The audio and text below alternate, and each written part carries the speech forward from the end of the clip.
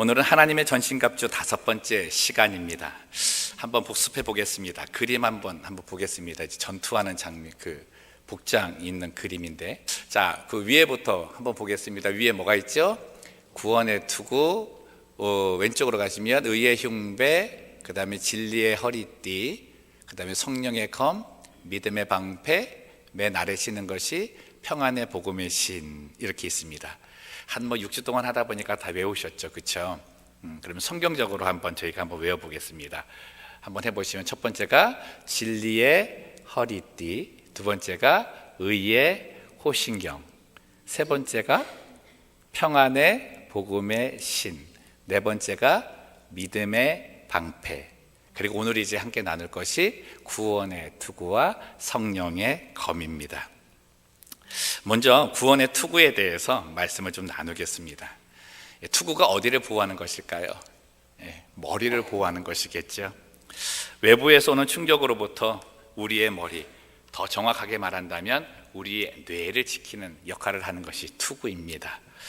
제가 알고 있는 이 권투 선수가 몇 안 되는데 벌써 사진이 나왔잖아요. 한국 권투 선수로서는 가장 유명한 선수를 홍수환 선수 얘기합니다. 근데 저 잘 모릅니다. 이름만 들었지 워낙 어렸을 때 들어서. 또 얼마 전에 이렇게 세상을 떠난 외국 선수 중에 한 사람 무하마드 알리, 나비처럼 날아서 벌처럼 쏜다는데 경기 그렇게 보진 못했습니다. 근데 이 사람은 제가 좀 압니다. 이 사람의 이름이 마이크 타이슨, 그죠? 핵주먹의 소유자라고 얘기를 합니다. 이 사람 주먹이 얼마나 세냐면요, 이 사람 주먹으로 한 대 이렇게 딱 맞았을 때 충격이 1000톤의 무게로 맞는 충격이랍니다. 그러니까 아주 쉽게 얘기하면 자동차에 1000톤 무게의 어떤 짐을 싣고 벽에 갖다 부딪히는 거예요. 그게 이제 나에게 와서 이제 부딪혀가지고 맞는 충격, 그 충격이 바로 1톤 정도의 충격이라고 합니다. 저 사람한테 한 대 맞으면 나만 할 자가 없을 것 같아요. 그렇죠? 그래서 모든 5개 체급을 다 석권할 정도의 사람인데, 이 사람하고 시합 전에 이제 연습하는 상대가 이제 스파링 파트너라 그러잖아요. 근데 그 선수들은 이 사람하고 이제 할 때, 다른 선수들 할 때는 이거를 안 쓸 때도 있는데 이 사람하고 할 때는 꼭 이거를 쓴다 그럽니다. 그게 뭐냐면 머리에 이렇게 쓰는 이 보호 헬멧입니다. 좀 보셨죠, 그죠? 태권도 선수들도 하는 건데, 근데 이거 썼다 그래서 그 충격이 다 이렇게 흡수가 되겠어요? 그러나 어느 정도 지킬 수는 있다는 거죠. 권수 선수들이 싸울 때 가장 노리는 곳이 있습니다. 주되게 노리는 것이 이 얼굴 부분이에요. 얼굴 부분. 그래서 턱을 노리든지 아니면 관자놀이를 노려서 거기 한 대만 제대로 맞으면 바로 이제 쓰러뜨릴 수 있다는 거죠. 대신에 어떻게 해요?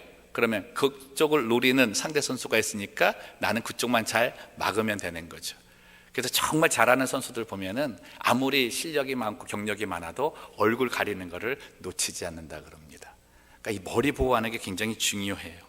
안타까운 건 권투 선수들이 다큐멘터리 하나 보면서 이제 그게 본 게, 은퇴하고 나서 이렇게 생활할 때 가장 많은 어려움을 겪는 것이 뇌에 생기는 질병이라고 합니다.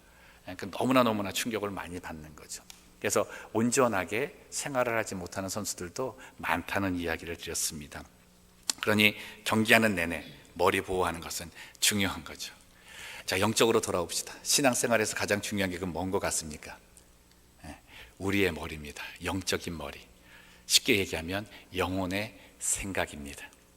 우리가 영적 전쟁에서 가장 보호해야 될 곳이 어디냐면 바로 영적인 머리, 우리의 생각이라는 겁니다. 여러분 한번 생각을 해보십시오. 언젠가 또 한번 예전에 한번 말씀드렸는데 순서를 잘 기억하시나 모르겠습니다. 생각이 바뀌면 행동이 바뀌고, 행동이 바뀌면 습관이 바뀌고, 습관이 바뀌면 인생이 바뀐다. 기억하세요? 오늘 처음 들으시는 겁니까? 어쨌든 간에 한번 해볼까요? 생각이 바뀌면 행동이 바뀌고, 아니, 뒤에까지 마시고요, 앞에 거 같이 따라 하시면 됩니다. 자, 생각이 바뀌면 행동이 바뀌고, 행동이 바뀌면 습관이 바뀌고, 습관이 바뀌면 인생이 바뀐다. 그러니까 정리하면, 아주 간단하게 얘기하면, 생각이 바뀌면 인생이 바뀌는 겁니다. 생각을 어떻게 붙잡고 있느냐에 따라서 나의 인생의 향방이 결정된다는 거죠. 우리 신앙생활에서도 이 생각을 지키는 것이 얼마나 중요한지 모릅니다. 이 생각을 지키는 방법, 오늘 주님께서 제시하는데 그게 구원의 투구를 쓰라는 거예요. 구원의 투구. 17절 말씀을 보겠습니다. 구원의 투구와 성령의 검, 곧 하나님의 말씀을 가지라. 구원의 투구. 영적 전쟁은요, 생각 소유권 전쟁입니다. 우리가 전쟁에 나가서 영적으로 탈환해야 할 고지는 바로 우리의 생각이라는 거죠.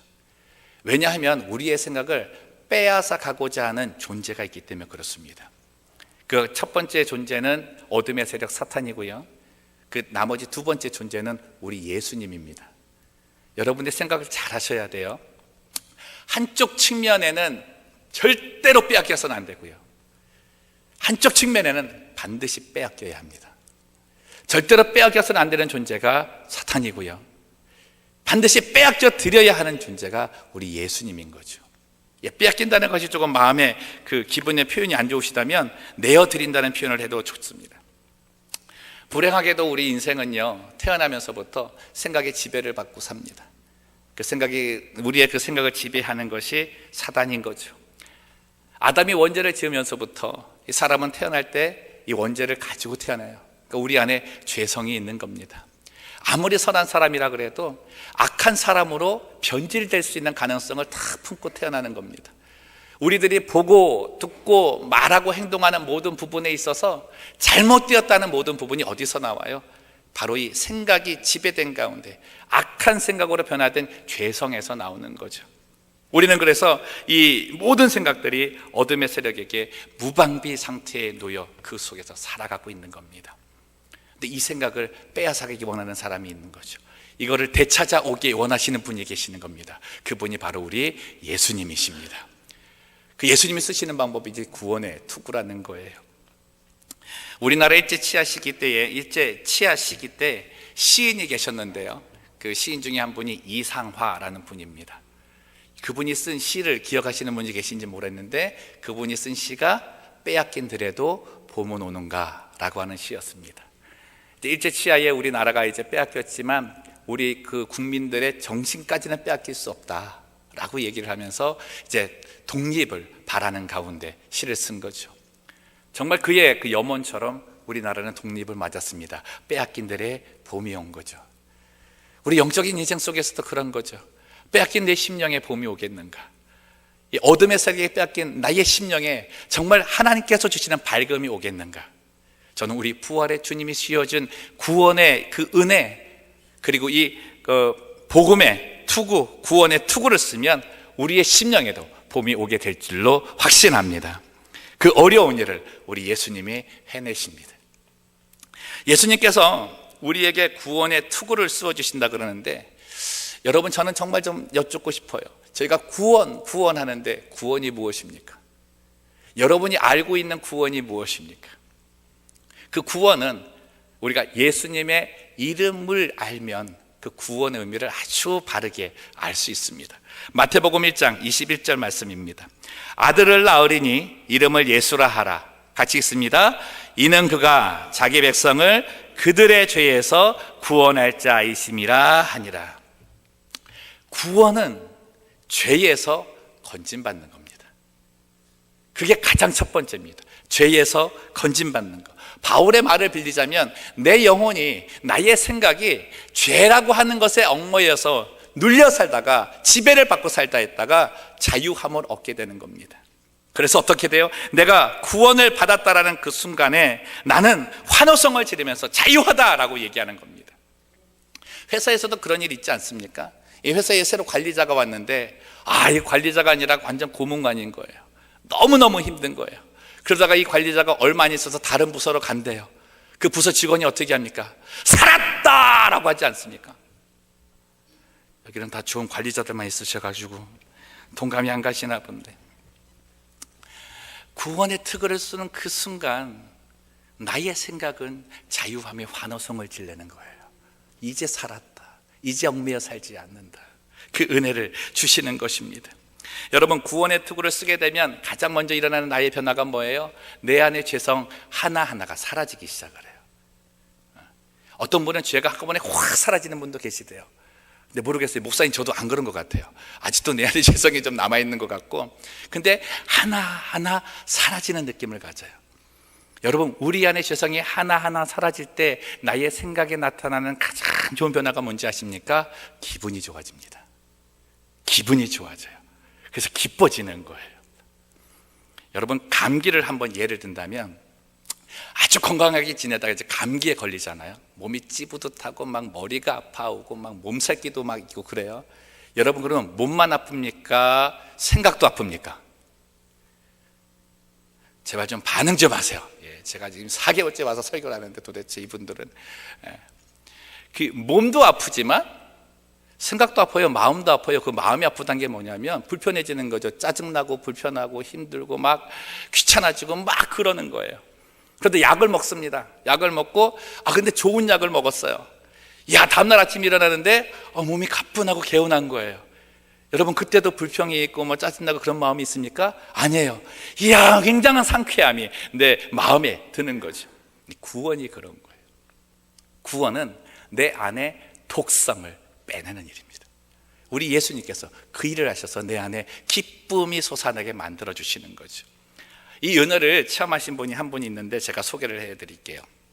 사진 보시면 이제 우리 그 자마 선교 대표 김춘근 박사님이십니다. 아마 아시는 분도 계실 거예요. YM이라고 하는 책을 지으셔서 또 유명하시기도 한데, 이분이 그 26살에 27살에 미국에 왔습니다. 미국에 어렵게 유학을 와서 이제 학위를 다 마치고 페퍼다인 대학교에서 이제 조교수로 일하셨습니다. 근데 정말 열심히 이제 그 교수 사역을 하다 보니까 4년 만에 최우수 교수상을 받으신 거예요. 그러니까 이제 뭐 이렇게 공부하고 하는데 한번 30대 후반쯤 되신 것 같아요. 근데 최우수 교수상을 받은 그 해에 정말 예상치 못했던 청천벽력과 같은 소식 하나를 듣습니다. 갑자기 하루는 배가 이 오른쪽이 자꾸 딱딱해지고 부어오르는 거예요. 그래서 이상하다 하는데 너무 아픈 거예요. 그래서 병원을 갔는데 병원 의사가 아주 충격적인 말을 주는 거죠. 당신의 간은 다른 사람의 간보다 2배 더 커져 있습니다. 강경변이 너무나 심한 나머지 이거는 이식조차 할 수 없습니다. 당신의 인생은 이제 1년 남았습니다. 소리를 듣는 거예요. 하늘이 무너지는 것 같았습니다. 이분이요, 교회도 다니고 계셨었어요. 신앙생활도 아주 열심히 한다고 자기 딴에는 하고 있었습니다. 그래서 하나님께 기도했어요. 하나님, 와임이 왜 도대체 나에게 이런 어려움을 주십니까? 내가 당신에게 잘못한 것이 무엇이 있고, 내가 사회생활 하면서 내가 불성실하게 산 것이 도대체 뭐가 있길래 나한테 이런 어려움을 주십니까? 그렇게 기도하는데 기도가 응답이 안 돼서 미국에서는 미국말로 해야 하는 줄 알고 영어로 기도했대요. 또 간절히 기도하는 가운데 하루아침에는 이제 하나님께서 마음에 감동을 주시는데, 너는 네가 지금 죽어가는 게 간에 있는 독소 때문에 죽어가는 줄로 알고 있느냐? 아니다. 네 영혼의 독소 때문에 너는 죽어가고 있다. 이 음성을 주시더라는 거예요. 이게 무슨 말인가? 하나님께서 그의 영혼에 있는 독소를 가르쳐 주시더랍니다. 여러분도 이 가운데 있는 거 한번 보세요. 로마서에 기록되어져 있는 사도 바울이 지적한 것과 거의 비슷한데, 교만, 열등감, 미움, 고집, 이기심, 욕심, 정욕, 그리고 남을 파괴하고 싶어하는 욕정, 그런 것들이 자기 마음과 성품에 자리 잡고 있는 걸 환하게 보여주시더라는 거예요. 그러면서 얘기하시는 거예요. 너의 이 독소가 네 영혼을 죽이고 그 영혼의 죽음이 네 육체를 죽이고 있다고. 이거 어떻게 제거할 수 있느냐고. 근데 그가 그 기도하면서 느낀 게 뭐냐면, 한 번도 구원이라는 것에 대해서 정말 그 마음을 다해서 구해 본 적도 없고 깊이 묵상해 본 적도 없더라는 거예요. 그냥 교회 다니니까 교회 다닌다 생각한 거예요. 근데 그때 부활의 주님을 만난 겁니다. 구원이라고 하는 것이 무엇인가를 알게 된 겁니다. 그래서 그 앞에 엎드린 거예요. 이 구원을 내게 허락해 주십시오. 그래서 그에게 일어나는 변화가 뭡니까? 그 안에 독소를 우리 주님께서 제거해 가시더래요.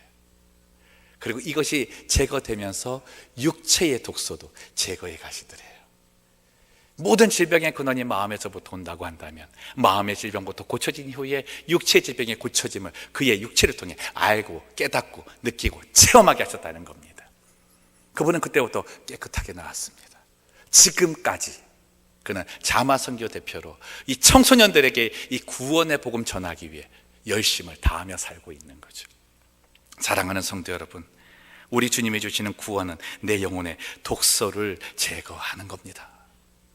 이 구원의 은혜 받으셔서 내 마음의 독소만 제거될 뿐이 아니라 육체의 독소도 제거되는 그 은혜 받는 성도님들 되시기를 주님의 이름으로 축복합니다. 나음이 있잖아요. 또 하나 우리의 생각을 찾아오신 예수님, 그 씌워주신 그 구원의 투구는 우리의 생각을 지키시기 위해 투구로 씌워주십니다. 빼앗기면 안 된다 그러지 않았습니까? 그 서두에 보호 헬멧을 쓰면 외부의 충격으로부터 이제 많이 그 충격이 완화가 되어서 흡수가 된다 그러죠.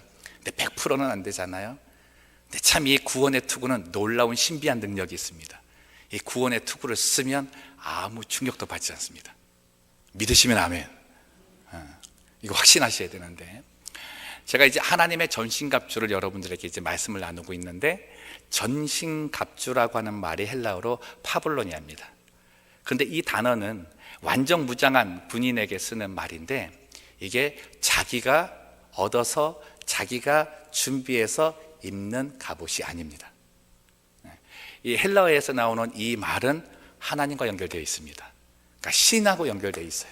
그래서 이 전신갑주를 하나님의 전신갑주라고 하는 이유는 하나님이 주셔야만 입을 수 있습니다. 그래서 우리들이 13절 말씀에 하나님의 전신갑주를 어떻게 하라? 취하라 그러잖아요. 만드는 게 아니라 하나님께 구해서 내가 취해야 되는 겁니다. 구원의 투구가 그래서 하나님이 주셔야 씌울 수 있고 우리가 쓸 수 있는 거죠. 그 재질이 뭐라는 거예요? 하나님이 만드셨다는 거예요. 하나님이 제작하시고 만드셨기 때문에 어둠의 권세가 아무리 공격을 해도 우리 안의 생각을 그 어떠한 영향력에서도 구해낼 수 있고 충격을 주지 않는다는 겁니다. 사랑하는 성도 여러분, 축복합니다. 이거 다 쓰시기를 바랍니다. 이거 다 쓰시기를 바랍니다. 올 한 해 동안에 정말 다 쓰시면서 생활했으면 좋겠습니다. 우리가 이것을 쓸 때 충격을 받지 않을 때 이제 그때부터 우리 주님께서는 성령님과 함께 하시는 일이 있습니다. 이제 온실에서 화초가 자라나잖아요. 비닐하우스를 씌우고 아주 꽃들을 아주 이쁘게 기르게 합니다. 그 안에서 어떻게 해요? 이 화초가 성숙하는 거죠. 우리 예수님께서는 구원의 투구를 씌우시고 외부의 충격으로 막은 이후에 우리 안에 있는 생각을 자라나게 하시는 거예요. 우리 안에서 독소를 빼내셨잖아요. 그 빼내신 자리에 무엇을 심으시냐면 예수님의 성품을 심습니다. 예수님의 성품. 그래서 그 성품을 우리가 배워가면서 자라가게 하시는 거죠. 여러분, 그게 그리스도와 연합되는 삶입니다. 우리가 말하는 구원은 그냥 천국 가는 티켓 한 장 얻는 게 아니에요. 그 하늘나라에 갈 때까지 예수님께서 심어놓은 이 예수님의 성품 닮아가면서 변화되어 가는 과정입니다. 그걸 성화라 그래요. 성화 없는 구원은 없습니다. 나는 구원받았다고 나서 그냥 뭐 계속 죄 짓고 똑같이 악한 일하고 사는 거, 그 구원받지 않은 겁니다. 저는 확신합니다. 구원받은 사람은 성령께서 가만두지 않으세요. 성화시켜 나가십니다. 그 은혜를 위해서 우리에게 구원의 투구로 막아주시는 거예요. 오늘 말씀을 나눌 때 이 구원의 투구와 함께 주시는 것이 바로 성령의 검이었습니다. 이제까지 하나님의 전신갑주는 다 이제 방어였잖아요. 그죠? 진리의 허리띠, 이제 옷 입으면서 또 그 방어벽을 하기 위해서는 거고, 의의 흉배, 그 다음에 또 뭐였습니까? 발을 보호하는 평안의 복음의 신, 그 다음에 믿음의 방패, 구원의 투구까지 다 방어인데, 이 성령의 검은 방어와 함께 공격무기입니다. 그러니까 이게 우리가 이제는 어떻게 방어만 하는 것이 아니라 공격할 수 있게도 한다는 거죠. 공격하려면 어떻게 해요? 훈련을 받고 커야 된다는 거예요. 근데 여러분, 우리들이 이 말씀 다시 한번 봤으면 좋겠는데, 17절 말씀, 구원의 투구와 성령의 검 곧 하나님의 말씀을 가지라 라고 합니다. 검하면 생각나는 것이 뭡니까? 휘두르는 거 아니에요, 그죠? 휘두르고 찌르고 막 이러는 건데, 저 어렸을 때 이제 제 또래 애들하고 놀 때 가장 많이 가지고 노는 것이 칼입니다. 여러분도 좀 이상하지 않습니까? 이 아들놈 키우다 보면 꼭 장난감 사러 가면 칼부터 잡아요. 저희 동네가 있는데 이제 각 동네에 또 이제 스팟이 다 있는데요. 거기서 이제 다 모이잖아요. 모여서 대장을 뽑는데 그 대장이 누구냐면 가장 큰 칼을 만들어 온 애가 대장입니다. 그래갖고 저도 집에 있는 나무는 다 잘라갔어요. 혼도 많이 났는데, 그래갖고 이제 휘두르면서 와, 내가 대장이다, 나를 따르라 막 그래요. 그래서 그때 이제 가장 유명한 그 사람이 누구냐면 이순신 장군 아닙니까? 저희 집에도 이순신 장군 후예가 한 분이 살고 계시는데 대단한 분이십니다. 이 이순신 장군이 골목마다 얼마나 많은지 몰라요. 그러면서 어떻게 이거를 갖고 휘두르는데, 오늘 성령의 검으로 우리에게 주셨다는 거예요. 휘두르게 하신다는 거. 근데 가만 보세요.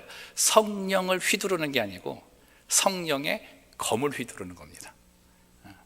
여러분, 그 성령은 인격적이신 분이시기 때문에 우리가 휘두를 수 있는 존재가 아니에요. 성령의 검인 하나님의 말씀을 휘두르라고 말씀을 하시는 거죠. 이 말씀 같이 한번 나눠봅시다. 히브리서 4장 12절 말씀 함께 읽겠습니다. 하나님의 말씀은 살아있고 활력이 있어 좌우의 날선 어떤 검보다도 예리하여 혼과 영과 및 관절과 골수를 찔러 쪼개기까지 하며 또 마음의 생각과 뜻을 판단하나니. 이 말씀을 보면 이 성령의 검을 갖고 휘두르는 대상이 나옵니다. 하나님의 말씀을 갖고 휘두르는 대상, 여러분 발견하시는지 모르는데 가장 먼저 휘두르고 찔림을 받을 대상이 누구냐고 물으시면 나라는 겁니다. 나부터 찌르시는 거예요. 하나님의 말씀을 가지고 사단을 대적하기 이전에 먼저 나부터 찌르라는 거예요. 말씀을 같이 하면서 내 안의 독소를 베어내고 수술하시는 그 방법이 하나님의 말씀으로 수술하신다는 거죠. 그래서 우리가 하나님의 말씀을 받게 되면 내 안에 하나님의 말씀이 기억나면서 나로 부족한 부분, 잘못된 부분을 깨닫게 하십니다. 깨달으면서 고쳐 나가게 하시는 거죠. 여러분, 저는 이 삶에 우리를 깨닫게 하시고 고치시면서 주시는 하나님의 은혜가 있다고 생각하는 게 그게 분별력이라고 생각합니다. 분별력, 바르고 옳은 것이 무엇인가라고 하는 그 분별력을 우리에게 가르쳐주는 것 같아요. 우리 신앙생활하면서 하나님께 간구하는 내용들이 모두가 다 여기에 귀결되는 것 같은데요, 어떤 일이 있어서 결정하고자 할 때 항상 마음에 드는 생각이 있잖아요. 하나님은 이거를 어떻게 해결하실까? 예수님이라면 이거를 어떻게 해결하실까? 이런 질문 참 많이 가져요. 결정하고 나서도 이거 하나님이 좋아하실까? 기뻐하실까? 이런 생각 많이 갖는다는 겁니다. 그 생각을 하나님께서 어떻게 갖게 하신다십니까? 성령을 통해서 하나님 말씀을 주시면서 기억나게 하시는 거예요. 이 성경 안에는 세상을 푸는 지혜가 가득합니다. 우리 주님께서는 승천하시기 이전에 제자들에게 말씀하셨어요. 내가 하늘로 올라가면 보혜사 성령을 내가 너에게 보내줄 것인데 그들이 하나님의 말씀을 너희에게 뭐하게 할 것이다? 기억나게 할 것이다. 그 기억이 뭡니까? 예수님께서 이 땅에서 하셨던 일, 가르치셨던 일, 어떤 상황이 있을 때 어떻게 하라고 분부한 모든 것을 가르쳐 주신 모든 것들을 기억나게 하신다는 겁니다. 그 말씀이 내 마음에 와서 자리 잡아야 된다는 거죠. 기억나야 된다는 거죠. 지난 3월에 이제 저희 집사람이 이제 또 장인어른께서 이렇게 소천하시게 돼서 한 2주 이렇게 집을 비우지 않았습니까? 근데 저희 집에서는 저희 집사람 없으면은 이 세 남자가 살기가 참 어렵습니다. 그 어려운 중에 하나가 뭐냐면 물건을 못 찾아요. 이 아침마다 난리가 납니다. 애들은 엄마 뭐 이거 어딨어? 뭐 그건 어디다 뒀어? 계속 찾아요. 저도 어떻게 아침에 자기야 이건 어딨어? 그럼 우리 집사람 말은 하나입니다. 거기 있잖아. 거기 있는 걸 우리는 못 찾아요. 근데 와갖고 그냥 뭐 서랍만 열어도 거기 진짜 있어요. 근데 나도 똑같이 서랍을 열었는데 나는 못 찾아요. 근데요 2주간 빈 그 동안에 우리 집에 놀라운 일이 일어난 거예요. 찾을 사람이 없잖아요. 이제 스스로 찾아요. 그 스스로 찾는데 어떻게 찾는가 보니까 엄마가 자기에게 무엇이 어디 있다는 것을 기억하면서 거기를 가는 거예요. 그리고 제가 뭘 좀 이렇게 잘못하니까 자기 엄마하고 똑같은 말을 해요. 단어 하나 안 틀리고 아빠 이거잖아를 하는데 똑같은 말을 하는 거예요. 여러분, 우리가 신앙생활 할 때 가장 중요한 건 하나님 말씀을 기억하는 겁니다. 기억하는 거. 그 말씀이 기억이 되면 삶이 풀어져요. 올바른 길로 갈 수 있는 분별력을 갖게 되는 겁니다. 축복합니다. 성령의 검, 이 하나님의 말씀을 가지고 삶의 올바른 분별력 가지고 사시는 성도님 되시기를 주님의 이름으로 축원합니다. 이 말씀이 나를 바꾸는 거죠. 저는 요즘 대신방 하는데 아주 두 가지의 은혜를 얻고 있습니다. 첫 번째 은혜가 뭐냐면 가는 집마다 너무 깨끗해요. 먼지 하나가 없어요. 이게 도대체 먼지가 어떤 분은 저한테 2박 3일을 치웠대요. 아니, 이거를 뭐 한 달에 한 번씩 가야 되는가 지금 고민 중에 있는데, 그걸 보면 이제 느끼는 게 뭐냐면, 이분들 그 대신방 한다 그러면 또 마음에 부담은 가가지고 그거 왜라고 하면서도 준비를 하시더라고. 대신방 준비를 하고 계시는 거예요. 그 마음이 내 마음이 너무나 좋았고, 두 번째는 뭐냐면 이분들이 영적으로 기도하면서 말씀 받기를 준비하고 계시더라고요. 정말 하나님께서 이번에 대신방이 하나님께서 계획하신 거라면 오늘 목사님 오셔서 또 신방하는 사람들 같이 오셔서 나누는 그 말씀, 내게 주시는 말씀일 텐데 그 말씀 어떤 말씀인가라고 기대하며 있더라고요. 근데 이렇게 기도 제목 내시잖아요. 그럼 참 놀랍죠. 기도 제목하고 준비한 말씀하고 맞아요. 그 기도 제목이 말씀을 통해서 응답이 이루어지는 거죠. 여러분, 그래 저를 위해서 기도를 좀 더 많이 해주시기를 부탁을 드립니다. 그 은혜 관계 가졌을 때 어떻게 해요? 이 가정이 하나님 말씀대로 살기를 사모하고 있구나. 이 가정이 하나님 말씀 붙들고 살기를 사모하고 있구나. 바른 교훈을 받아서 바른 삶을 살기 위해 애쓰고자 하나님께 붙들리는 마음이 있구나. 그 마음이 제게 너무나 감동이 되더라고요. 지치고 피곤해도 말씀 오면서 기도하며 그 가정을 찾아갈 수밖에 없더라고요. 여러분, 우리 주님이 그런 마음으로 우리를 찾아오신다는 겁니다. 저는 그런 가정에 하나님께서 이 은혜 주실 줄로 믿습니다. 세상을 믿음 안에서 바르게 사는 분별력으로 나를 바꾸고 가정을 바꾸고 교회를 바꾸고 내 주변과 세상을 바꾸는 가운데에 사용하여 주실 줄로 저는 확신합니다. 그 일을 성령께서 말씀을 통해 하는 거예요. 디모데후서 3장 16절에서 17절까지 말씀을 우리가 한번 보겠습니다. 성경의 역할이 무엇인가 같이 읽습니다. 모든 성경은 하나님의 감동으로 된 것으로 교훈과 책망과 바르게 함과 의로 교육하기에 유익하니 이는 하나님의 사람으로 온전하게 하며 모든 선한 일을 행할 능력을 갖추게 하려 함이라. 말씀 말씀 정말 가까이 하셔야 합니다. 두 번째로 성령의 검인 하나님의 말씀은 우리로 사단의 시험에서 이기도록 해줘요. 사단의 시험에서 이기도록. 이 좋은 본을 보이신 분이 바로 우리 예수님이십니다. 예수님께서 공생애를 하시기 전에 이제 40일간 금식 기도를 하십니다. 금식 기도를 하시고 나서 광야로 가시는데 그 광야에서 이 사단에게 시험을 받으세요. 이 시험 받는 이 세 가지 내용이 여러분 잘 이렇게 묵상해 보시면 알겠지만 우리들이 이 땅에서 유혹받을 수 있는 모든 카테고리가 다 그 안에 있습니다. 그것 가지고 도전해 오는 거예요.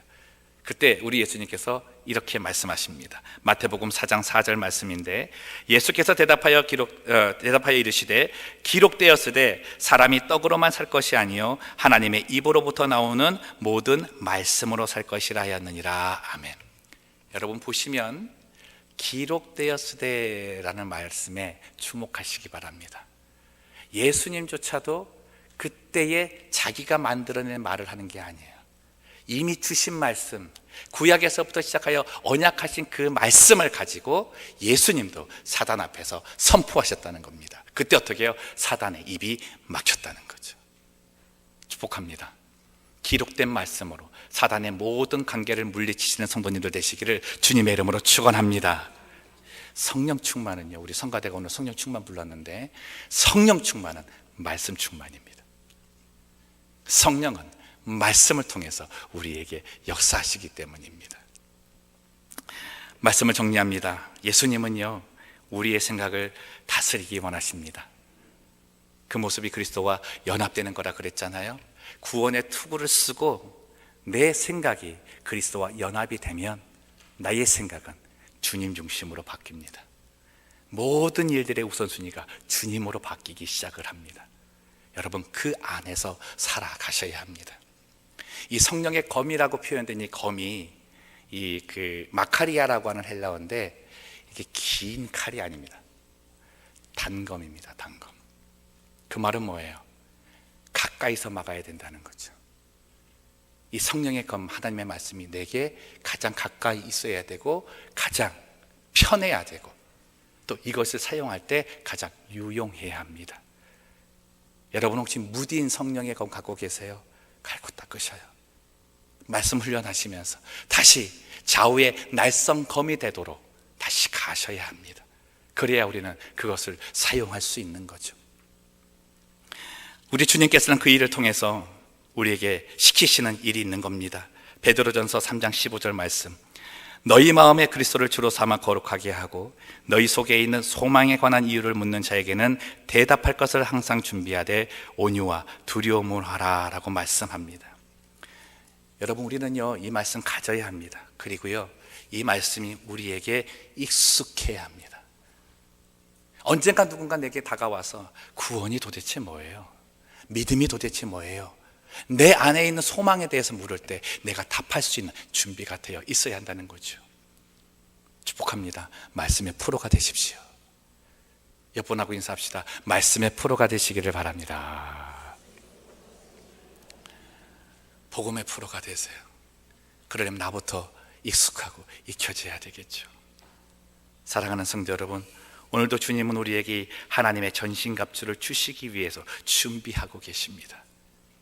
그것을 가지고서, 그것을 취하고서 마지막 때에 사단과의 맞서 섰을 때 당당히 이길 수 있는 주의 백성들 되시기를 주님의 이름으로 축원합니다.